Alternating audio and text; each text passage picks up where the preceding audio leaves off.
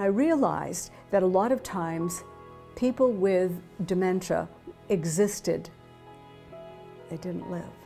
And by that I mean we kept them clean, we keep them fed, we keep them changed, and if they're not in an activity, they're not going to self-initiate any activity. So I developed a program that I named Namaste. Namaste is a fascinating program.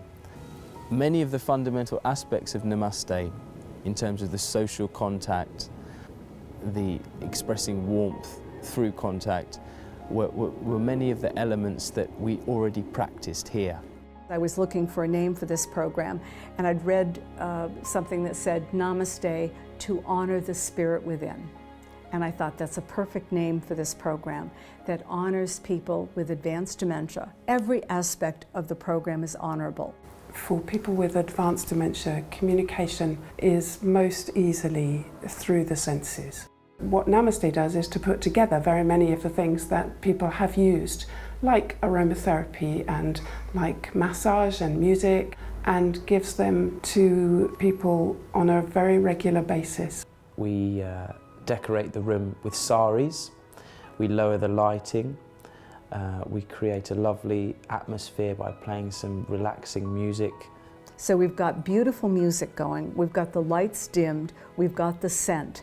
And so that peaceful environment that they feel as soon as they're brought into the room really makes a difference, decreases any agitation. Get them to sit down and make them comfortable.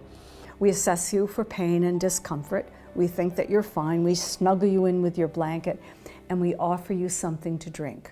And then the next resident comes in and we greet them and we snuggle them and we give them something to drink.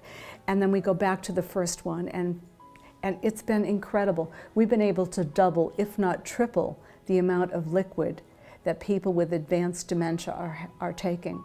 And I'm not a nurse, but the nurses are emailing me and saying, you won't believe this, Joyce, but our urinary tract infection rate has decreased significantly, and some homes are saying we don't have any urinary tract infections anymore. And that's huge.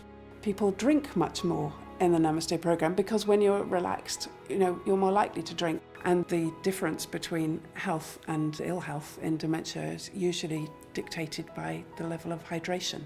The Namaste program involves physical contact. It's all about the power of touch. The power of loving touch. So there's a focus on social contact, the warmth of touching somebody's face. And these are things that residents miss when they're at home. Maybe they don't have family and friends around and they don't have that contact. I might wash your face. I have a flannel with some warm water. But now I'm just saying, oh, what beautiful skin you have. I am so happy you're here with me today. And that's the meaningful activity. Not playing bingo, not word games, not sing-alongs, just touch. The patient won't remember what they've done come the evening, but there's a calming effect that they've had a productive day, whereas their sleep patterns improve after Namaste Care. In terms of accidents and falls, when people are stimulated through the Namaste therapy, they tend to be less agitated through the rest of the day or throughout the night because they've actually participated in an activity, they felt like they've done something, and this reduces their risk of having a fall.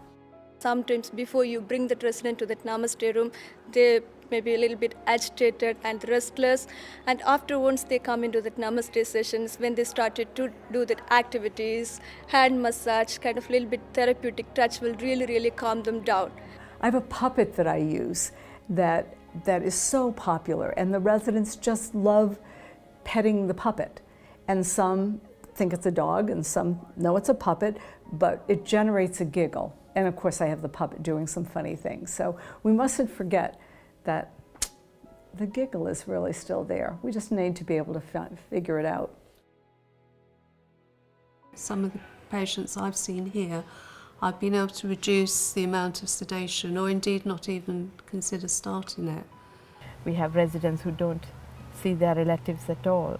And the only people that they see is the carers. And I think it's a good thing for everybody to learn to give that loving kindness to that person who's here. I think Namaste has been a very natural extension of what we already do. We've managed to tailor our own program in an individual way. We've developed it to make it our own Namaste. This is something that Mum and Dad have always advocated. You show the warmth, you share the warmth, you feel people, you talk to people. The person might not understand or might not recognize you, but holding the hand, the warmth of another human being means a lot. I think she likes you very much. Everything that is done in Namaste is done in order to honour the spirit within. It's done to reach the person, to touch them emotionally, spiritually, physically, in every way. But people are who haven't spoken for a long time are trying to talk because they have people to talk to. They have an interaction that they recognise as such. Many care homes would practice using gloves during bathing, and we would see this as a barrier between skin-to-skin contact. It's these moments when we touch somebody's face, we touch their skin, that they really feel that human warmth. And this goes back to the fact that everybody is an individual, everyone is human, everyone needs to be touched and to feel wanted.